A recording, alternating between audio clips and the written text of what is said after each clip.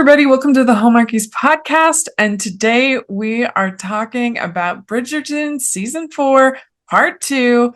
This is going to be very fun. I was so pleasantly surprised by this part 2. And I think that this is really, without question, the strongest part 2 that they have ever released. This is the second half of the season.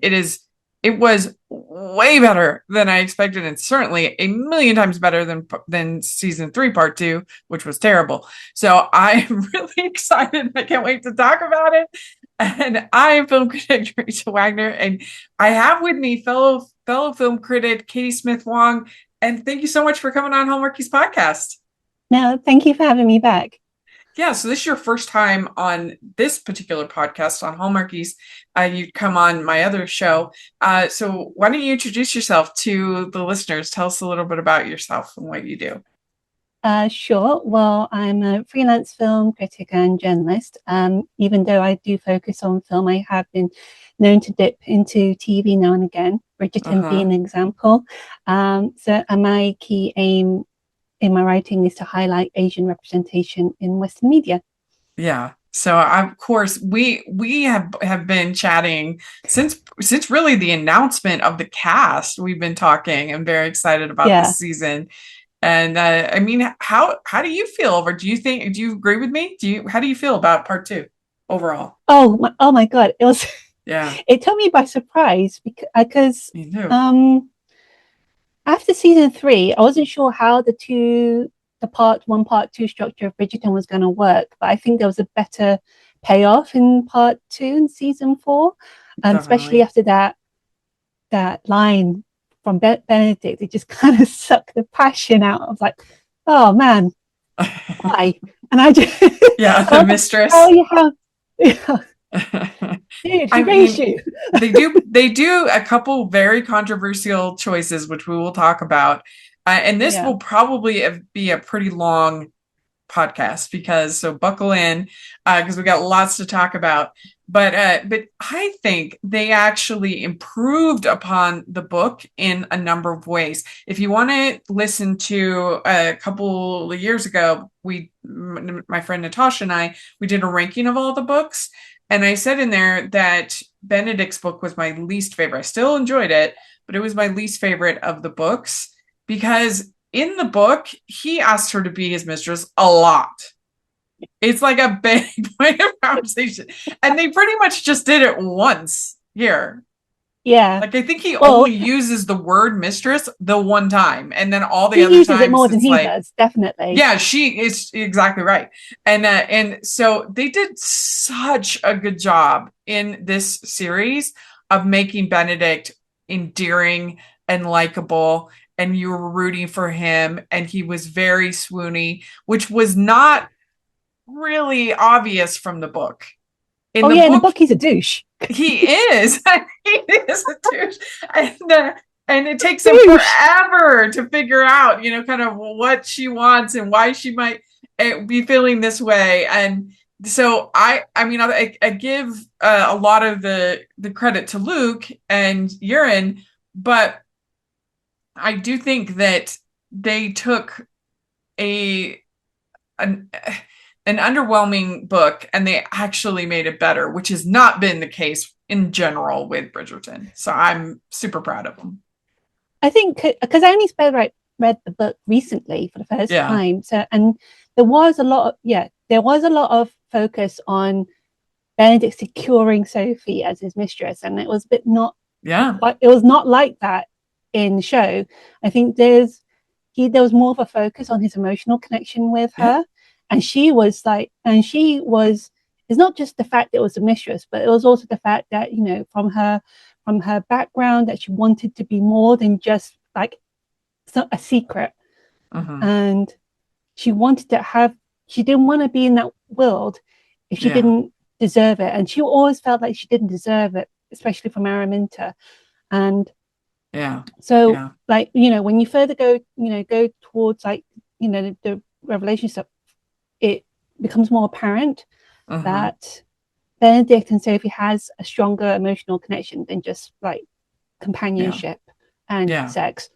Yeah. So that it's something very deep and meaningful to him that he had loved before, and now this is something that he just it's tormenting him. I mean, it was just so they took something that was kind of problematic and made it really romantic, you know. And Yeah, so definitely. they did it. It was very good. I was very impressed. And in part one, I pretty much disliked almost all the other subplots outside of our main relationship. But I have to say, in this part two, most of those issues I felt resolved about. I'm not the biggest fan of Lord Anderson. I I think it was a decent plot line showing Lady Violet wanting to get her sort of youthful spirit back and how that compared to Benedict. I still think that the Lord is like super bland. Like I wish he had like some personality, you know? There was tease, I think, in season 3 that because Lady Danbury did call him a rake. Uh-huh. So I think that could have been played a bit more rather than him falling straight into a situationship Yeah, I with, mean, with Violet. I was glad at least at the end he was like, no, we're going to get married or not. Like he had an opinion. He had a, this is what I want. You know, he had something. Whereas I felt like, especially in part one, he was just, he was just boring to me. He had no personality. It's And similar to Lord Carmarthen then in that respect. yeah, I agree. And also, the Mondricks were so boring to me. And at least I felt like in this part two, they gave her some personality. They gave her an arc. They gave him something for them to do. And so, I mean, because she finds out about Benedict Yep. and Sophie, and so that and is she going to tell the Queen? What's she going to do? Like there was at least something there.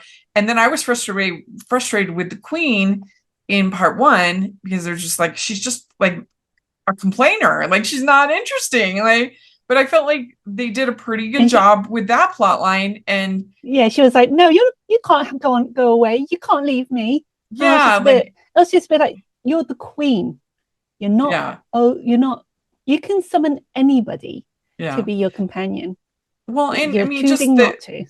their friendship, and that we'll talk about it, but just that she would miss, you know, her friend so much, and so all of those things, I think, worked pretty well. Uh, the we'll talk about the Francesca and Michaela plot. I'm very sad because I love Michael as a character, and but so I am sad about that. But I do think that they handled it better than I was expecting. I think it was a bit of a surprise, wasn't it, when they changed the gender character? Oh But yeah, now it's yeah. like, but I mean, because Francesca is such an introverted character, all she really knows is her family and her music. I think she yeah, needed that having another female companion outside of her sisters makes her a lot yeah. more relaxed because it's like her family will probably be more tolerant by this certain specific behaviors of just not sticking to a routine, sticking to certain things, whereas Michaela challenges that. The And chaos of whilst it. yes, exactly. She, when you see Francesca getting drunk and, talking about stuff, but then Yeah. Michaela's gently pushing Francesca out of that box that Well, she's and always felt comfortable in. I was glad that at least they did include the infertility plot, which is really important to her character and her book. So they at least they had some of that. And because the the thing is that we don't actually meet John in the books because her book starts with her being a widow. Mm-hmm. So, which I still I really wish that I don't know. I have very mixed feelings about it because I just really love Michael as a character and his like yearning, and he can't say anything because he has literally inherited the property, and he feels like, okay, I'm replacing John in every way. how can I then take his wife? Like, and she is like 100% committed to John. And it takes her a lot to even give Michael a chance. And I just loved that dynamic. And so the fact that they made Francesca not reach her pinnacle and kind of make, I don't love that, but it was better than I expected. It was, I have to give that credit that the way that they handled it and starting that yearning from, you could feel a little bit of that yearning from Michaela. Yeah, the spark was there. Yeah, the fact that they are obviously they're not going to be able to do the inheritance and, you know, like some of that. But again, I just say it was better than I expected because I really do love Michael.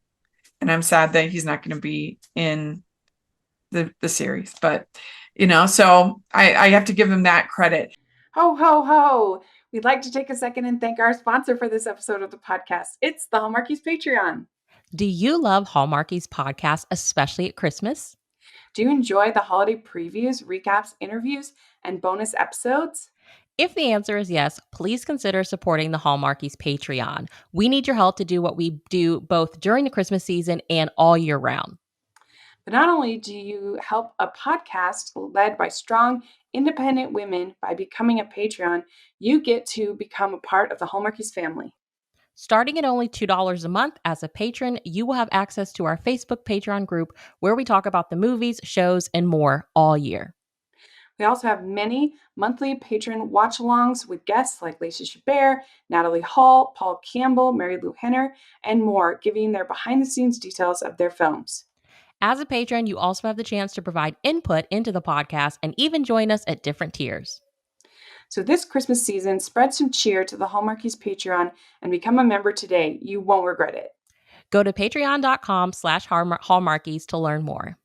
That's patreon.com/Hallmarkies. I'm really curious. Do you have an opinion about what season you think is going to come next? I think they released it a while ago. I don't think they made an official announcement. There's been tons of like speculation. But considering the the dynamic between Francesca and Michaela, logic would dictate it'll be her book next. But they spent a lot of time with Eloise too, and so I'm wondering if they're going to basically combine book 5 and book 6. I have a hard time believing that they are going to make us wait 4 years for Eloise's story. Because Eloise's story is next. Yeah, that's what I'm saying. But that's what I think, that because Eloise's story is next, it could add further hints to Francesca's and Michaela's story in season 5. But I don't know if 4 years is enough for the development. That's a long time relationship. With all that they have done with Michaela and Francesca, to wait 4 years for their love story to actually start, that seems crazy to me. And at the same time, you don't want to have the characters combine stories because it means it's less time for their own respective romances to develop. Yeah. I think it's a bit of an imbalance because you've got Francesca and Michaela already established, but then you have Eloise who's who's now opening her mind to the idea of having somebody. So I think Eloise needs more time, but at the same time, a whole season dedicated to Francesca and Michaela may be too much considering where they are now. Well, it's just, I think some people will be upset of like, okay, you have a queer love story and you only give her half the season. I can see that complaint, and I think that would be somewhat valid. But also, to Sir Philip with Love, Eloise's book does have some problematic elements. So I could see them wanting to like kind of combine it in with and do a combined season. I could see them wanting to do that, but I don't know. It just seems like they've done so much with both characters already that like, is there going to be enough to do whole seasons? And also the other thing is that the other books all have arcs for other siblings who are basically gone. So I think that is also a problem that they have, is that so you can't have an Anthony plot hardly at all. You can't have I mean, I wouldn't be surprised. I would not be surprised at all if this is the last we see of Anthony and Kate, that we don't see him again after this season. I mean, they were in just a tiny bit, in this season, but I mean, Jonathan Bailey's only going to get busier. That's true. He's going to be on the West End soon. Yeah. So, that.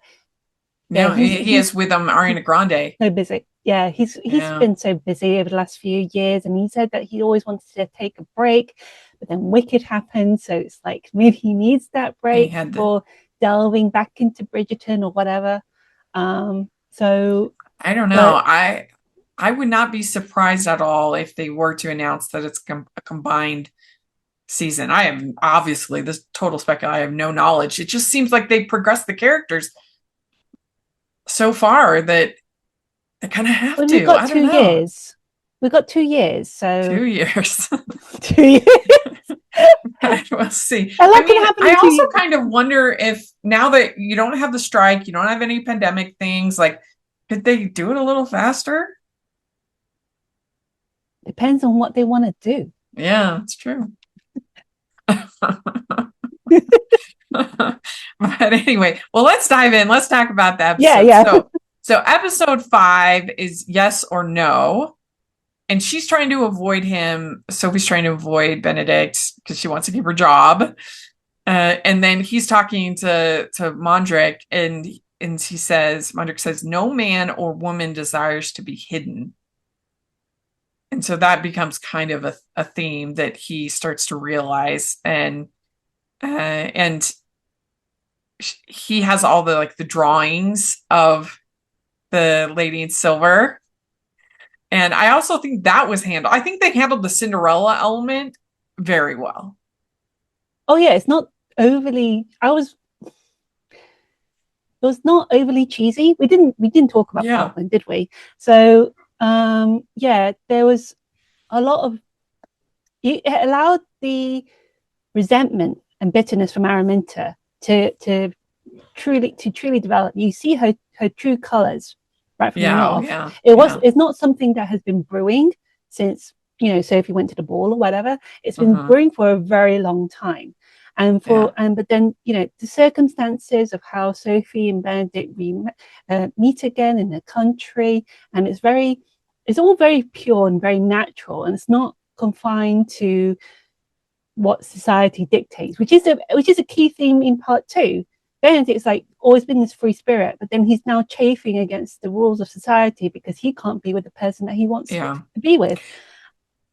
Well, and there is that sense of rescue that we love in Cinderella. That's the whole appeal of the story, but also she's independent and doesn't let that kind of sway her from what she wants either, so there's a good combination of what you want, but also enough realism, enough independence from her. I just think they did a very good job with those elements, which were tricky, not easy to deal with. And he says that I had feelings for her until I met you. And then she says, why do you find it suitable to kiss me? Because you are irresistible. This is very good. And she says, as a maid, I am respectable. And this is why she's saying, I don't want to be your mistress. And he's just trying to find some way to be with her. He's trying to, which was again, it turned something that was kind of cringe in the book into something romantic. I think that's the thing, because it's it's in modern day, it's you think mistress, and it's this dirty little secret. No one wants to be, no one wants to be associated with someone who's not their official partner. And I think maybe in Sophie's mind is that being a mistress is there's no true feeling there, because she will have to stay in the shadows, which she is used to. I don't think she is wanted to be in that position, especially after her mum being deemed a mistress from her father. And it's like, well, it's the thing is, you don't want the history repeat itself. Well, yeah, all of that, but also she feels like her father made all of those promises that Benedict is making. I expressed all of that love, and then in her eyes at this time, he forgot it. It was all a lie, and so that's why she doesn't trust Benedict saying the same words that her dad said to her. Yeah. So, which is a very, very good arc for her character, and it's totally relatable. You can understand that why she would feel that way. And it's also the root of her independence and wit, because she's always been committed. She's always been like scarred by the idea that her father didn't love her, and that she was not truly accepted in the world. And yet you've got this really charismatic guy who is of nobility saying all these things, but she didn't want to be disappointed again. And I think that's, and then when he says all these things, and it's like, oh, and sorry, I'm winding up. It really is. When she coming up in an episode when he says, "This woman despises you. Why would you believe that about your father? Why would you believe what she told you?" And she did such a good job. You're in that scene of the devastation of realizing that she had been wrong all this time, and just I can't believe it. He did love me, and it was very good. It was very good. It's like she realized that there are people who care about her, past and present, and I think that's what she kind of needed, because she's so used to like being looked down upon, and then people who did have her back didn't have the power to like prove that she could be a person of opposition. And so when everything kind of happened, it was a bit like she was the one who took the steps to prove it. And that's what I loved the most. It wasn't the fact that she had to be rescued by somebody else, so to speak. She took the steps to prove that she had a place in not only society but also in her father's heart, which is something that I felt that she'd always wanted. Yeah. Well, so one interesting little thing. So they have Gregory and Hyacinth both attend like a cotillion kind of a thing. That's so fucking cute. Sorry. It was really cute. It was adorable. And sorry, didn't mean to curse, but at the same time. That's okay. I get it. It was really, really cute. Especially, I was so annoyed with Eloise in part 1 with her attitude and her treatment of her sister. But they did have a certain degree of vindication for that she realized that she was wrong and started treating Hyacinth better. But this was really cute. But I am very curious because they had this like extended dance scene where she ends up dancing with the Mondrick's son. And I wonder if they are going to make the Mondrick's son, Gareth, who is the love interest for Hyacinth. But if they did that, that would be a major change to his book. Because to her book, in that story, in Hyacinth's story, Gareth is treated absolutely horrible by his father. And it's a very bad relationship. And the whole like catalyst for their relationship is the whole catalyst for their relationship is his mother left this diary for him that's all in Italian. And there's like a kind of a treasure that's hidden by his mother, and Hyacinth speaks Italian. So that's how they become kind of connected, is that she helps him translate the diary, and they are kind of always, they're looking for the clues. There's sort of a sleuthing element, which makes the book very fun. Is one of my favorites, if not my favorite. And so anyway, they would obviously, like, Lord Mondrick is not Gareth's mean, horrible dad. And so they would have to change that story a lot. But it sure did seem like they made a like pointed effort that she is dancing with their son. Yeah. Did you feel that at all? They were, well, that was the reason why they were at the dance in the first place, wasn't it? And also it's the fact that I think what I took from the dance was just like how underprepared they are. All these kids, because they are kids, how underprepared they are with like, you know, navigating the how's the best word? Decorum of a ball, because it's like how can they approach people, how can, you know, if they can't dance properly and all that stuff. But then it's like an insight to like the pre-balls, so to speak. Well, it was cute. It was cute to have Colin be giving like advice to Gregory and we'll go for it, you know, make your move type of thing. That was really it was cute. So cute because it's like, you know, Gregory and Hyacinth will always be these cute little cherubs that no one really sees because they're not old enough to go into balls and stuff, and then they actually have their own event and you can actually see them struggle. You know, Hyacinth has her sights on one guy who just doesn't get her a drink, and Gregory can't spin 2 words with this girl, and it's like it's very cute.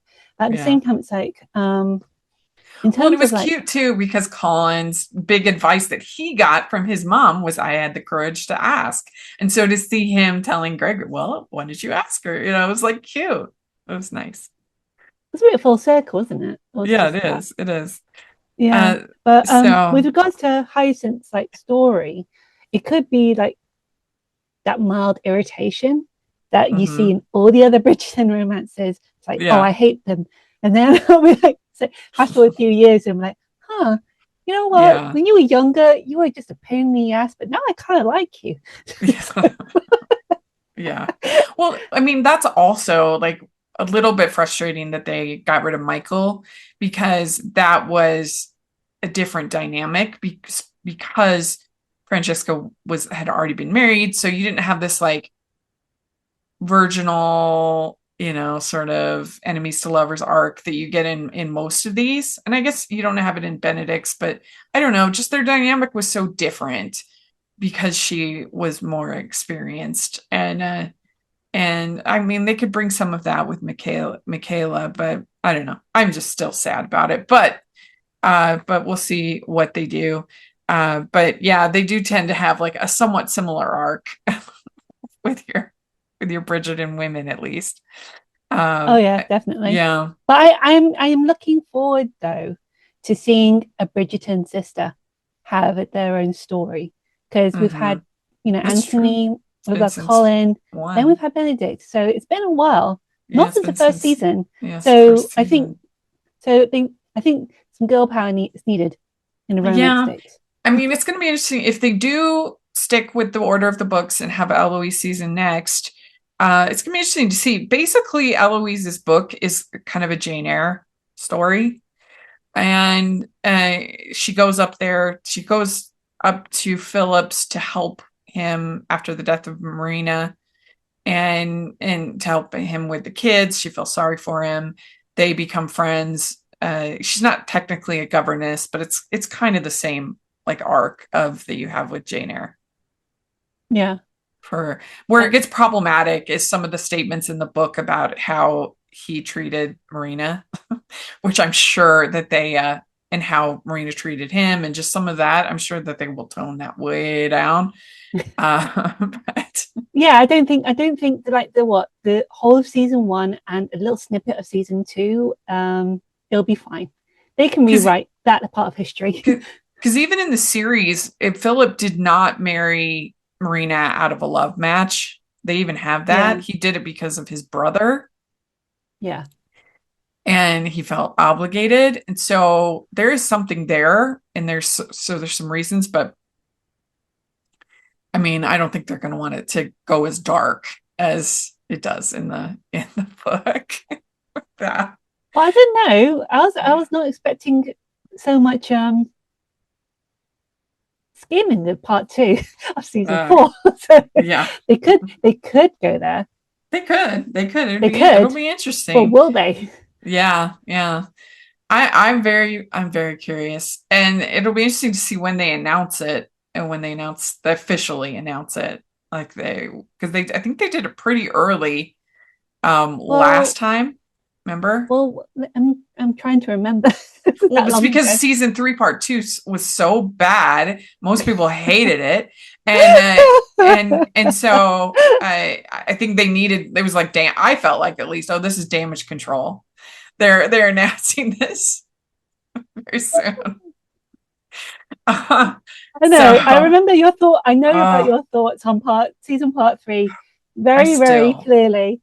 But I'm trying to remember when I basically freaked out with you about Yaren's casting, and then a couple of months later you had Katie, Isabella, and Michelle as Araminta and Posey and Rosamund, and I was like freaking out. It's like this is the casting I wanted.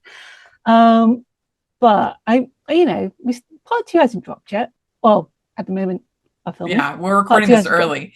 So so they could just given how much time we've got to for the audiences to just become accustomed to having a new whatever settling in. Yeah. Maybe they'll just need to they let the pandemonium of that part 2 rest before they do anything else. Well, especially we'll talk about the big reveal at the end. That's going to be some people are going to be really upset. So so we do get Francesca telling Michaela, you cannot understand what it's like being newly married, desperately wanting to be a good wife, all the while feeling constantly inadequate. Like there's something wrong with me. Must you add to that?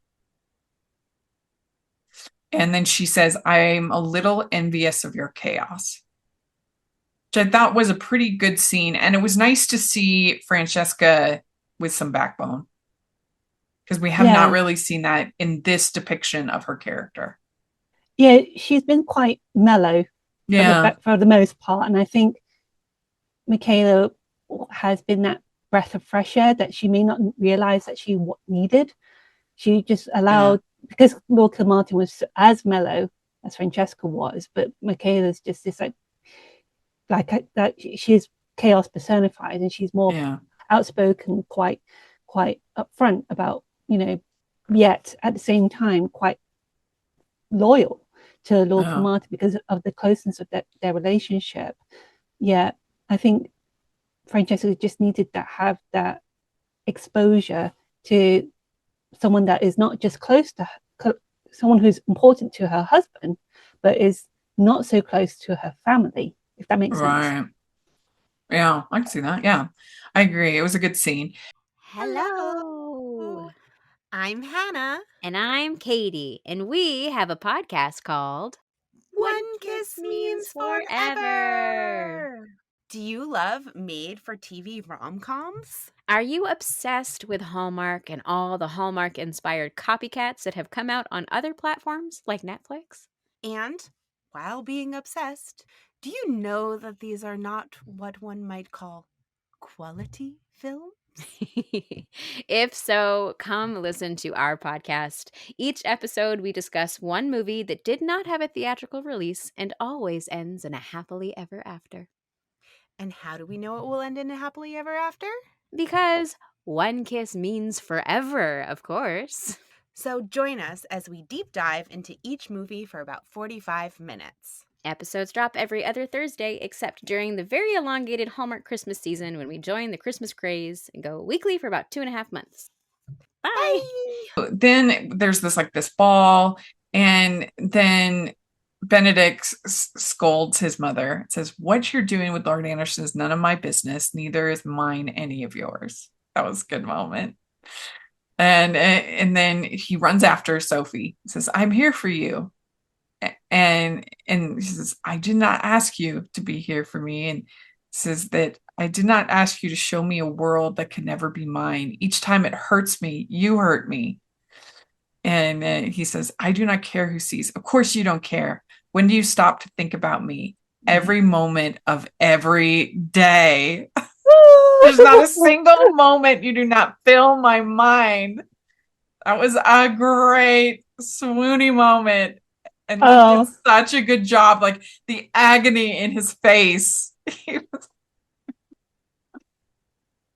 It was great, I think. It was so great. It was so great because it's like, during the stairwell scene when he said mistress, it's like they said that they got carried away in the moment. It was very physical, but this is emotional. This is where the emotional part kind of kicks in.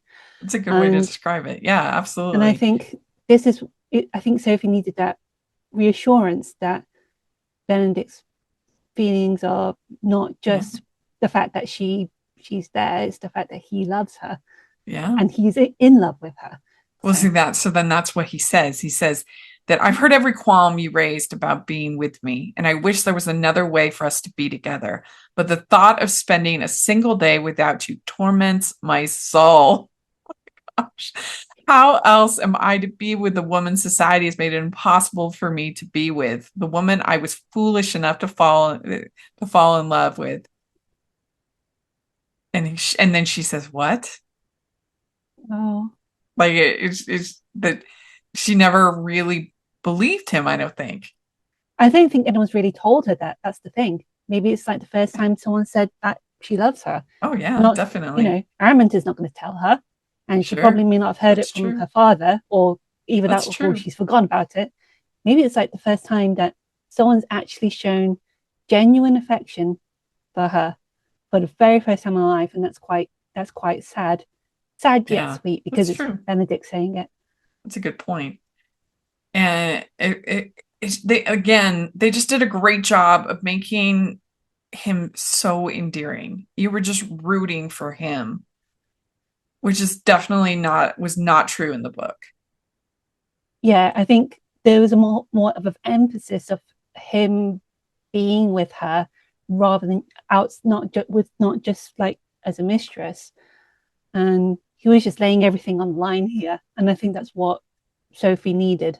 Yeah, I cannot love a maid, but you have taken possession of me. And she says, "Oh, but you will marry, and you will want a wife." And I would not marry. I could not look twice at anyone else. If only you would love me back. Oh. That was a great line. And it's like, but that's also another thing, because it's like he's so used to women falling at his feet and men falling at his feet. But maybe he's like, he probably didn't think that someone like her would love him, and that's also quite sad. Neither of them are really recognizing each other's feelings, and it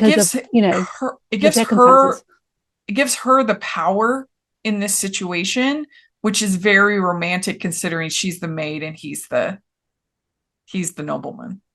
Yeah, they were able to do that through this. That was very well done. You are not that kite in my study. You are the person I've been searching for my whole life. I love you. And then he says it 3 times. It's like, oh my gosh. And and then we get our sexy scene, which was super fun. I was a bit like, oh my God. I know I read the book, but at the same time I was a bit like, oh God. Yeah. It's very energetic. That's the word I've been using a lot.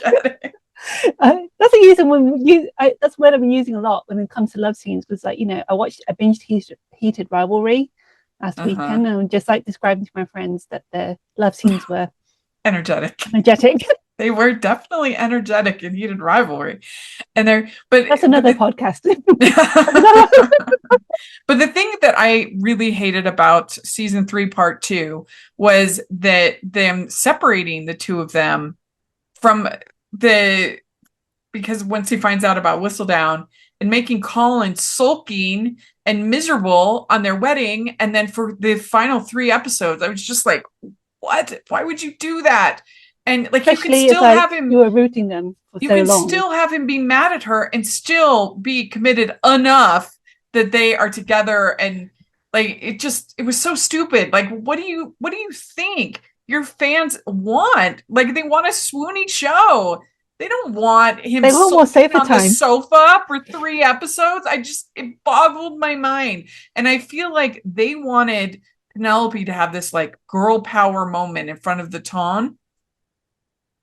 And I just it boggled my mind. I still will never understand it. It was let's go back to terrible. season 4, because otherwise you're gonna But I'm saying that in this they got it right.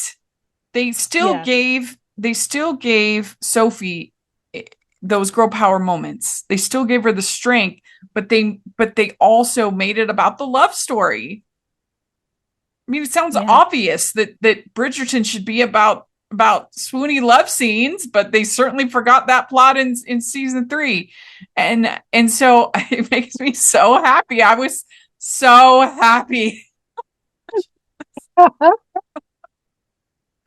was like, yes, they learned. They listened to all my ranting. Bring the romance. More romance. More logical, straightforward romance. Yeah. Sex is fine, but we want the romance. Yeah. So then episode 6, The Passing Winter, it's called, and it starts with them together.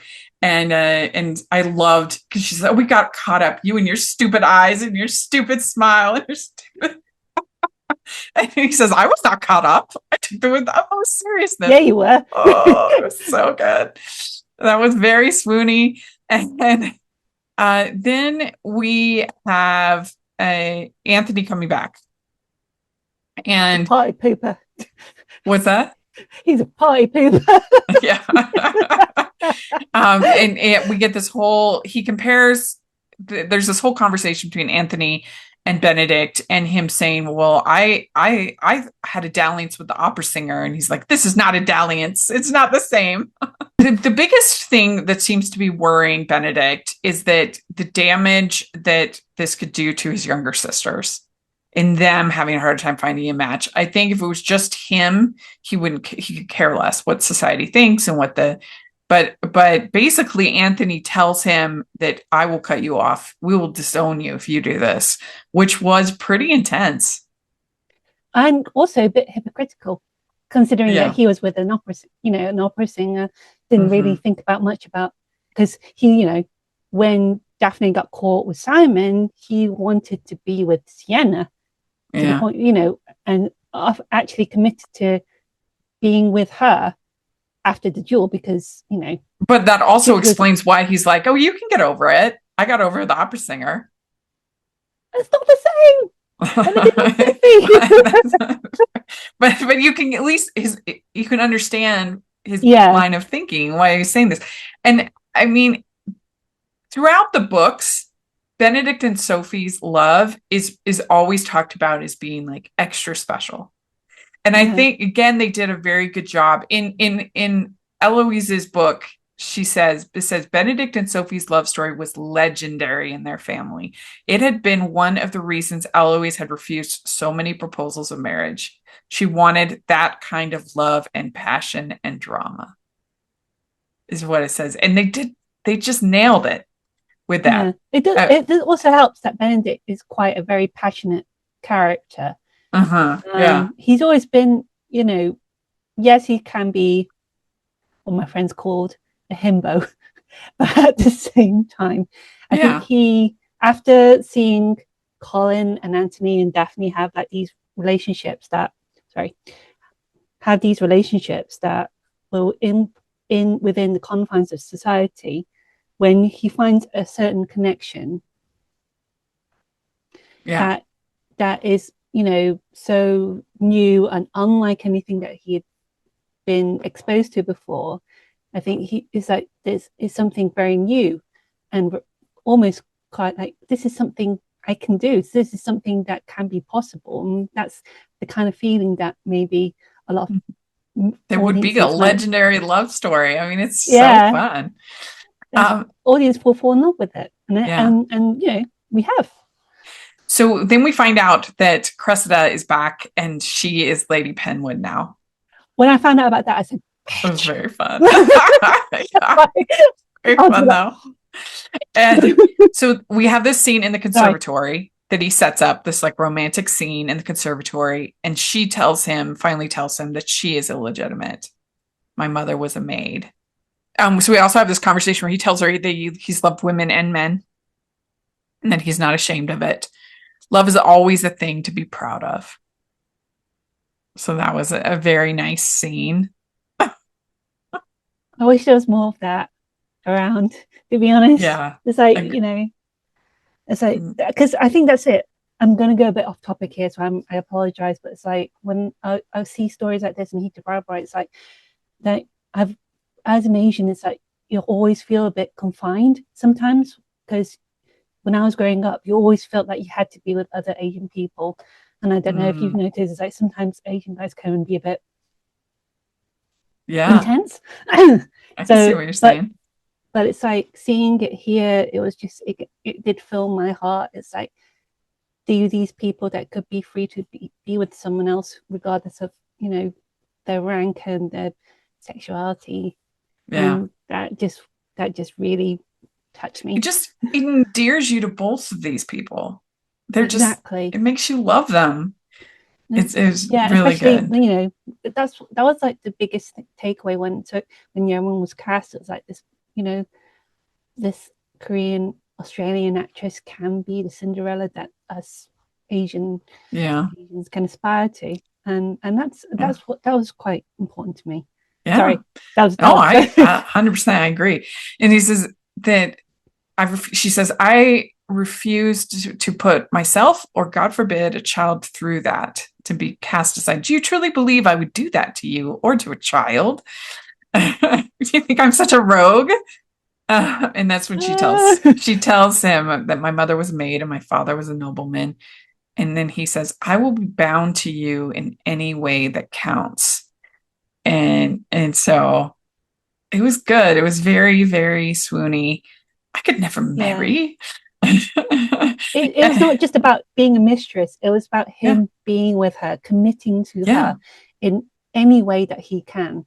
Even proposing that they live in the countryside in our cottage, which was so sweet. Because it's like she said, in one of the episodes, that it was one of the happiest weeks that she'd ever had, and that was a really sweet gesture. That she thinks back on their cottage. Oh, it was great. And so then we have Penelope announcing that this is going to be her last Lady Whistledown column, is what she announces. And then Lord Anderson tells Violet that he loves her. He proposes to her. And so we get that. And then we have them, Sophie and Benedict, and says, it was about love. I thought it could be enough. I wanted it to be enough, but we both know it's not. Your family, I could not live with myself if I tore you away from them. And he says, I could still take care of you. And then she says, eventually we will make another mistake. And this was a great line. He says, please do not call what happened between us a mistake. And that's when you actually see him start to cry. He's like crying. I know. I was like, don't cry, Benedict. I was like, and I think that was one of the very few instances where you actually see one of the Bridgerton sons actually be quite emotional. And it was like, and because Anthony has always been quite close-hearted, especially after Edmund's death, and then Colin has been a bit. The only time you really see him like be emotional is when he finds out about Penelope. But this is like, you can see Benedict's heart breaking. Yeah. If he says that we can't do this, and it's like, this is the romance part right here. It's really good. Okay, so then this is where, at the end of this episode, is when John dies. It's very sad. He dies, and I mean, I think everybody kind of knew that was going to be happening. There were theories between us, wasn't it, that we were debating on who it could be. I think, given the narrative, I think they were the most likely person. I thought, well, it's possible it could be Marina. If they are leading to Eloise's book being next, like that was possible, but I don't think everybody would all be in full on mourning for Marina.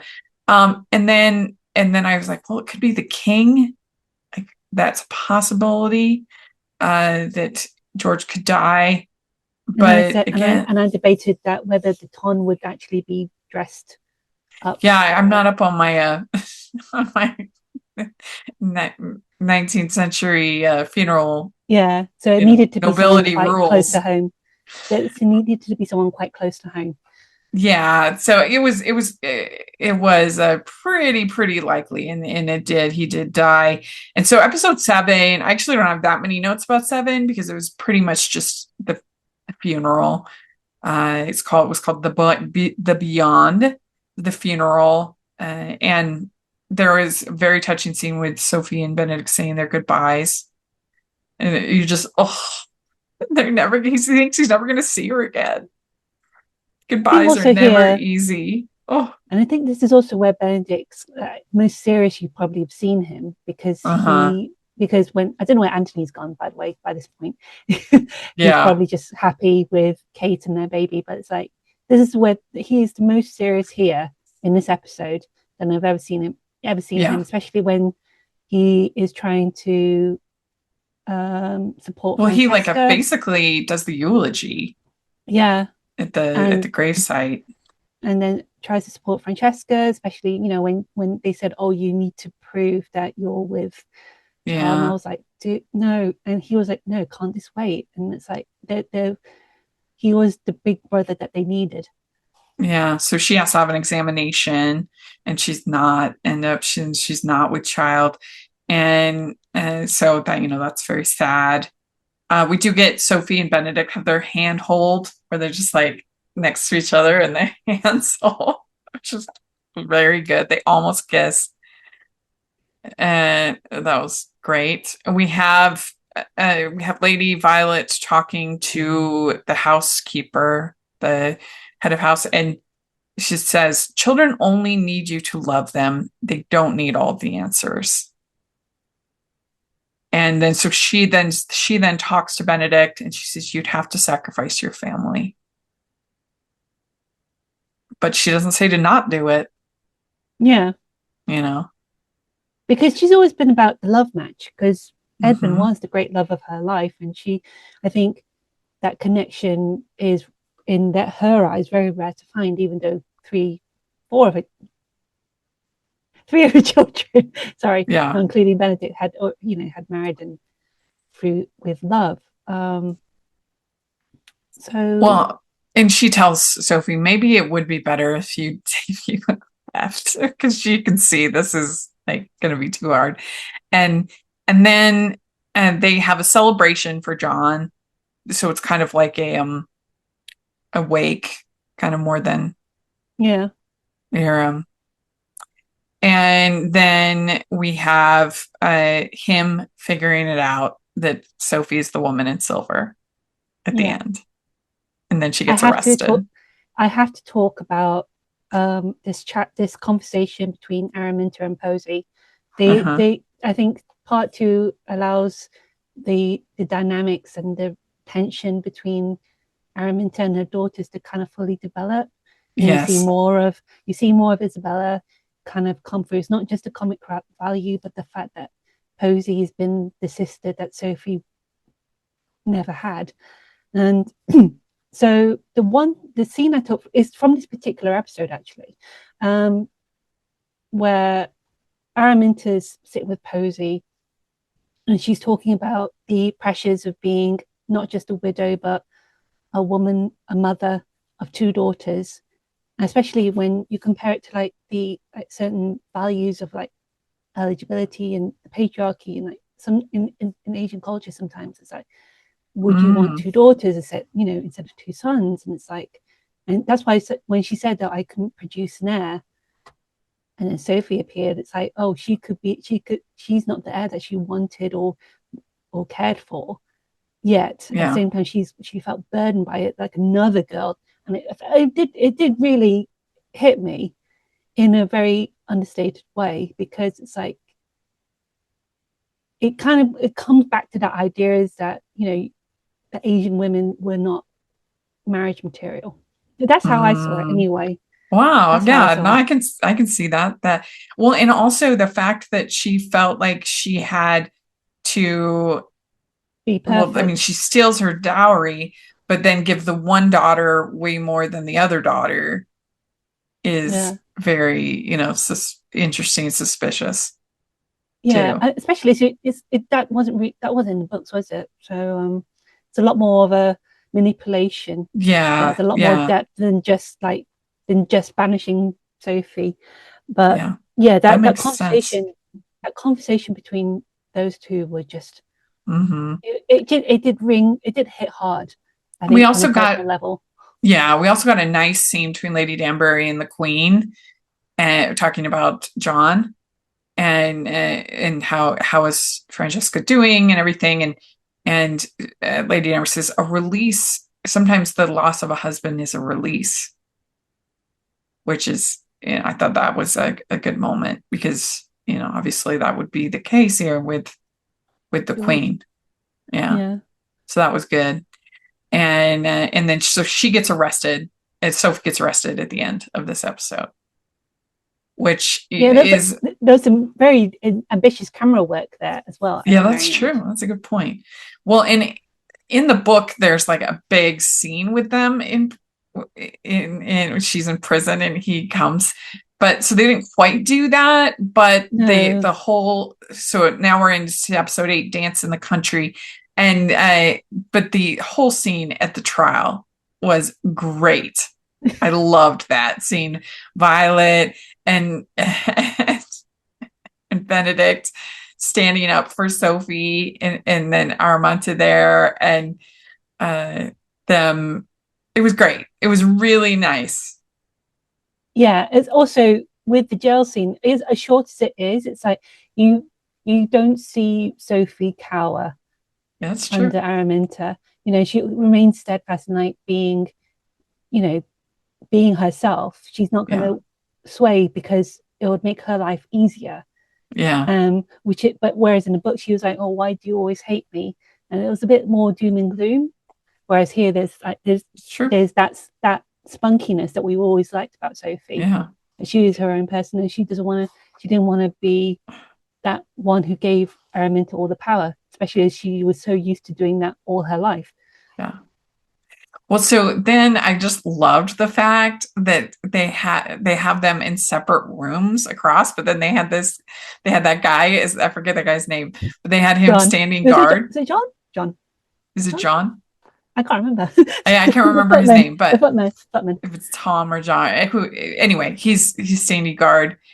And I also really liked the other servant, the Hazel? one Hazel. That's her name, Hazel. I really liked her, and I thought that actress did a good job with that character. You could see how she's just reveling in this turn of events. It's like her besties caught the attention of the most eligible bachelor of the town, and they could get married and have children and be really powerful.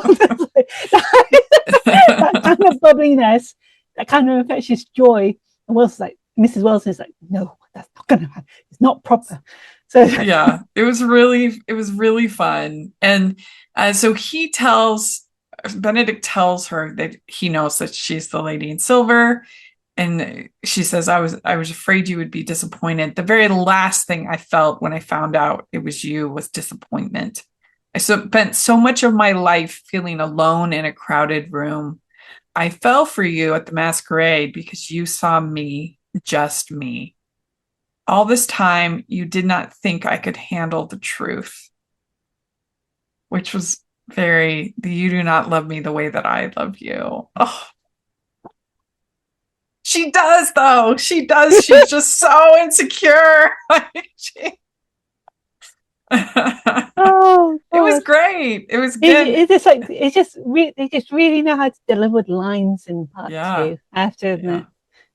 Yeah, I think because it's like a lot of back and forth in part 1 and in the book. It's good to see that kind of. I'm telling you, they learned the lesson from season 3, part 2. They learned it. This was so much better. So she sneaks in, and then this is when she finally tells him about her dad, and I thought that he loved me and he didn't. And then he says, "Did you see this will?" And she says, no, I simply believed her. Believed that my father had forgotten me. This woman despises you. I was like, oh, I think it lightly, so but true. yeah. So why do you have what reason do you have to leave this cow over your father? Yeah. I believed that, she says, I simply believed her. I believed my father had forgotten me. I believed that I should not expect you to recognize me or love me or commit to me. And he says, I should never have asked you to be my mistress, which I think is only the second time he actually uses that word, which again, in the book, he says it all the time. So this is a big it was like a beginning and end. This is the first time I'm going to mention this. This is the last time I'm going to mention this. Yeah. And then we get the bathtub scene, which super sexy, of course. And that was also in the book. And they did a great job. They amped up the sexiness in the bathtub scene, I think, from the book. Yeah. Oh, yeah. Because I don't think he was. Did he get in it in the book? I can't remember. I don't think he did. I think so. Yeah. Oh. I think so. Maybe I misread. Maybe I didn't read it properly enough. Yeah. I can't remember, but I'm pretty sure. But anyway, it's an iconic tub scene. And I think audience are like, oh, is the tub scene going to be in there? Yeah, it is. It's very good. We'd like to take a second and thank our sponsor for this episode of the podcast. It's the Hallmarkies merch store. Are you looking for that perfect gift for the postable, Hardy, or Hallmarky in your life? What about getting that t-shirt or hoodie that will help you stand out at your next holiday party? Now is the time to check out the Hallmarkies merch store. Full of festive designs by artists like Jessica Miller, Carrie from Hallmark Comics, and more. You can even have more than just shirts, but totes, cell phone cases, notebooks, mugs, and more. And it isn't just Hallmark. We have designs for Anna Green Gables, Man from Snowy River, The Nanny, and more. Every purchase at the merch store goes to help support the podcast and allows us to make the great content you know and love. There are frequent sales, so go to tpublic.com/stores/Hallmarkies or see the link in the description.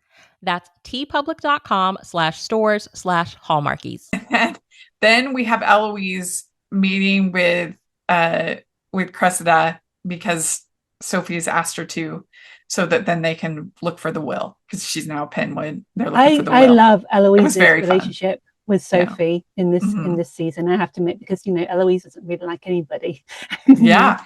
Well, and that's what I'm saying. When she says in the book, she says Benedict and Sophie's love story was legendary. And that's the reason she had refused so many proposals, because she wanted the same kind of love and passion and drama. You believe that here. Yeah.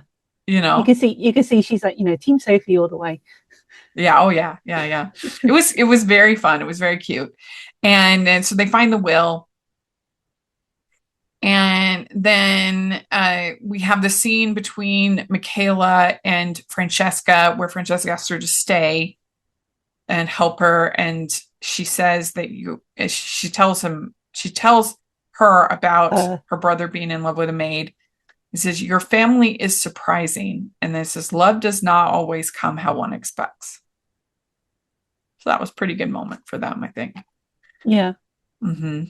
And she does also, like, very briefly hold her hand. So one touch is all it needs. One touch, yeah. I feel very close to you, is what she says.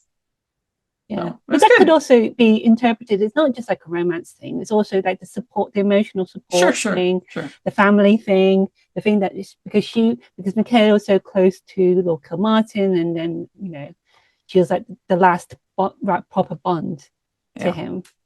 So, well, and clearly they're trying to say that John was the only one who knew of her queerness and accepted her and didn't put any pressure on her. That was obvious, that's, and so, that's why it would be, hard for her. And it's clear that she's holding, something back. So that's why it seems like there's no way they're going to wait 4 years to develop. Like, they've already come really far with these two. To wait a whole 2 seasons just doesn't seem like they're going to wait that long for their love story to start. I don't know how Francesca would navigate kind of like fulfilling, like realizing the feelings though, especially as like they've changed it because of Michaela. Because it just seems like, are they going to wait a whole nother season for, like, they've already come so far with the two of them. Yeah, you know what I'm saying? I guess we'll have to wait and see. I guess we'll have to wait and see, but it yeah, just seems like, because in Francesca's book, she hadn't even like considered the idea of Michael at all. Like, there was not this sense of pinnacle or anything like that. And so I don't know. I mean, it's just like, what story is there if they, I just don't see how they can do it. Well, we'll see, but we'll see. Yeah. Anyway, so we had a nice scene between Eloise and Hyacinth where she tells Hyacinth that she should make her debut. So like, should we not? Because there's a scandal with Benedict and everything, and it's lame anyway. And I thought Hyacinth says, we can be spinsters together. And then Eloise says, there's some things are out of our control, but what is in our control is our ability to support each other and ensure that we do not allow fear to ensure that we do not allow fear to control us, fear of experiencing something truly special. And she says, marriage might have its advantages, companionship, family. So that was, a nice moment, I think. Yeah, it also showed that she is not, there's promise for her. She might be changing her tune about marriage and stuff, especially as like she saw how heartbroken Francesca was and her mother was with Edmund, and that, she didn't meet, and because Hyacinth at that point was feeling so lost because she feels that life would end soon and she didn't feel like life was worth celebrating. But then Eloise is like the surprising person at the beacon that bring her back to that optimism that she rarely especially if she's going to be with a widower with twins. That, like, so the idea of her coming around to not only the idea of companionship but also to family, where she literally will be marrying into a family existing, so that made, I think, a lot of sense. So I also noticed that because Eloise and Benedict have always been so close knit, it was so nice to see her with other siblings. Like, that's true. Because Hyacinth has been the one that you don't really see much of, but at the same time needs the most guidance. So then we have Sophie getting ready for the ball, and then she confronts Armanta, and they say that you stole her dowry, or you tried to steal her dowry, and they confront her. And then Lady Mondrick tells the Queen about Sophie and Benedict and says, you are missing the largest of what is amusing in the world by ignoring the lower classes. You are missing all the good gossip. That was fun. It was a good moment. And especially when it's right under her nose. So then we have a little scene with Lady Featherington apologizing to Varley for giving her the dresses and that everything. That was good. And then we also have a scene between the Queen and Lady Danbury. We have such fun together. I will miss you. That was nice. It was a nice moment. Yeah, definitely. Was good. And they were laughing as well. They were they're unhappy tears. It's like the acceptance between the both of them. It's like the Queen, Lady Danbury's comfortable knowing that the Queen will be okay without her, and the Queen knowing that Lady Danbury's paid her dues. She doesn't need to be at her head 24/7. Yeah. And then he says, how does it feel? Benedict says to Sophie, how does it feel to be officially recognized as a Penwood? It feels strange. would you mind if I cut it short then? Because I would like to make you a Bridgerton. Oh, so good. So then he proposes, everybody's watching, everybody, look what's happening. It was so cute. And it's also the most public thing because it's like, you know, she's so used to being unseen. She's so used to being hidden, yet the biggest gesture that anyone can do is in the most public forum. And I was just like, oh, that's so sweet. But there is one thing that did get to me. It's like, Sophie doesn't know how to dance. Yeah. How is she able to dance? I wondered about that too. Yeah, I agree. Okay, it's not just me. It's like no. You say that you can't dance. Did you learn when Hyacinth did you learn when Hyacinth was practicing or something? Well, I kind of wondered that. And she does say my teacher was especially if you knew my teacher, which I think it was a reference to her first dance was with him. And I thought about that too. But also the reason why he can propose is because basically they get the blessing of the queen. The queen comes in and says, Mr. Bridgerton, I hear that you are in love. Yes, ma'am. Yes, Your Highness, whatever. It was very good. And then the queen saying that Sophie would have been an excellent diamond. So she can see Sophie's worth. And that was a really nice touch. That was, I agree. Yeah. Because the diamond, there was no diamond of the season, was there? So yeah. And so then Lady Violet, she tells Lord Anderson that she just wants to basically continue what they're doing. And then he says, meeting for tea. that she wants to discover her younger self, get that energy back again. She wants to keep doing what they're doing. He doesn't want to do that.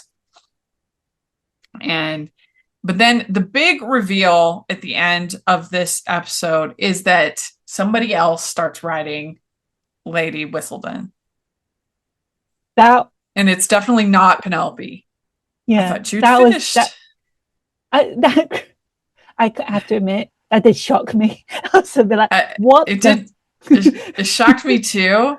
And I know that some of the Poland fans will be very upset about it. I think it's gonna, some people are gonna be very annoyed that they're taking this away from Penelope. It's gonna. Who do you think? Who's your? Oh my gosh! You can't ask me that. Yeah. No. It could be Mrs. Mondrich because she's like in a circle. Yeah, I think that's probably the biggest candidate. Yeah, or it could be someone else entirely that we may not have seen yet. I think that's the biggest candidate. I mean, it could be somebody from somebody else from like the lower classes, like a Varley. I could see that. Yeah. Because that's been kind of the theme of the season. I don't think there's enough hints. I think this is a deliberate cliffhanger so that we're just basically asking ourselves once again, who is Lady Whistledown? So they know how to get us, darn it. Yeah, I mean, I can't think of anybody else who. Well, I did think about, could it be Posey?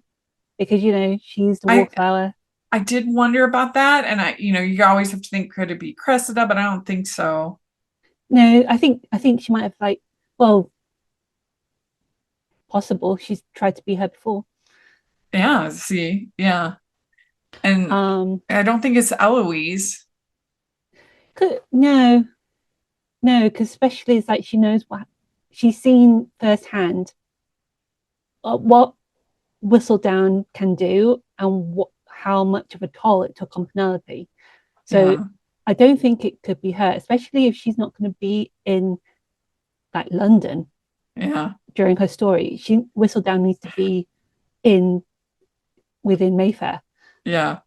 But I want to read Penelope's novel, I'll tell you that. She's writing. I wonder what it'll be like. Yeah. It'd be good. It'd be good. Yeah. So that was interesting. I was not expecting that as our sort of cliffhanger for the season. But there we go. That is the season. I think they did a great job. And I will actually be changing for part 1. I actually went rotten because the only thing I liked was the love story. Everything else was kind of a mess, but they redeemed themselves in part 2. So I will be changing my score because this was very good. And I'm very happy that they did such a good job. And their story, it makes me very happy.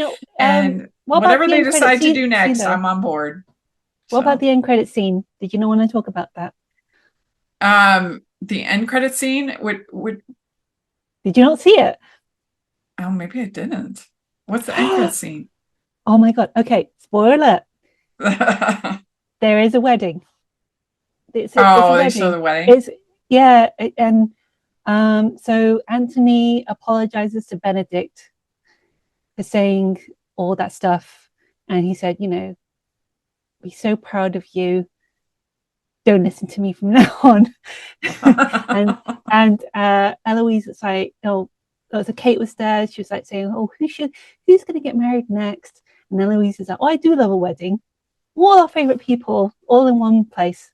And everyone's like, really? It's like, as an attendee. And so Francesca's still mourning.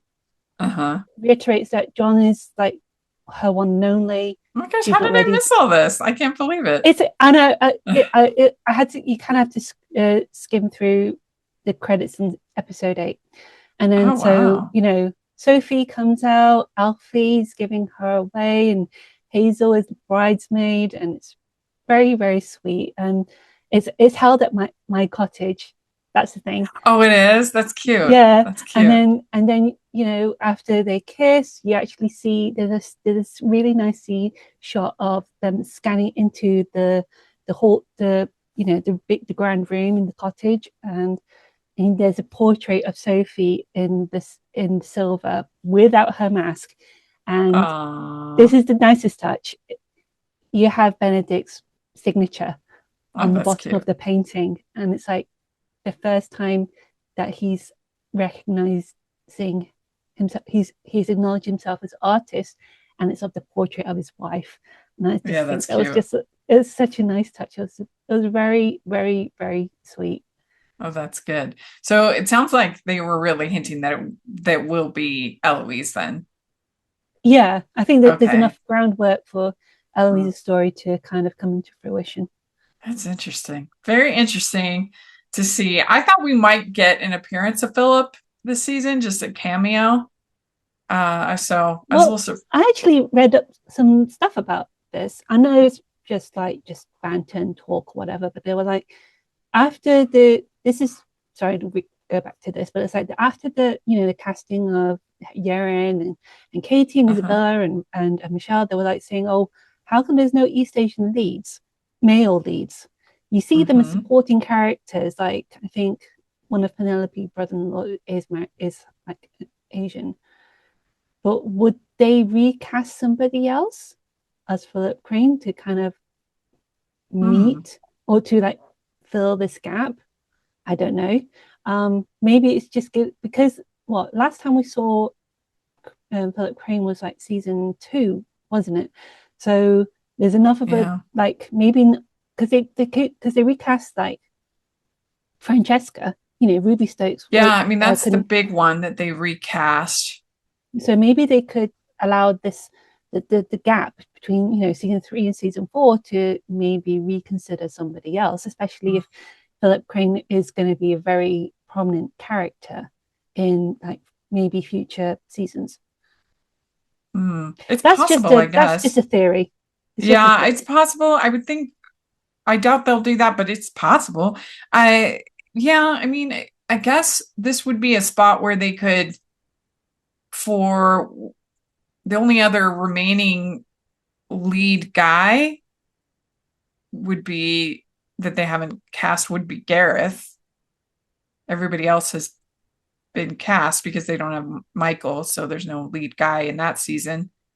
And and they've already, obviously Gregory wouldn't be. So if they wanted to have an Asian lead, that would be the only spot left, unless they recast. No, I'm not saying that there's under pressure to do it. It's just something that some people have noted on. Mm-hmm. Interesting.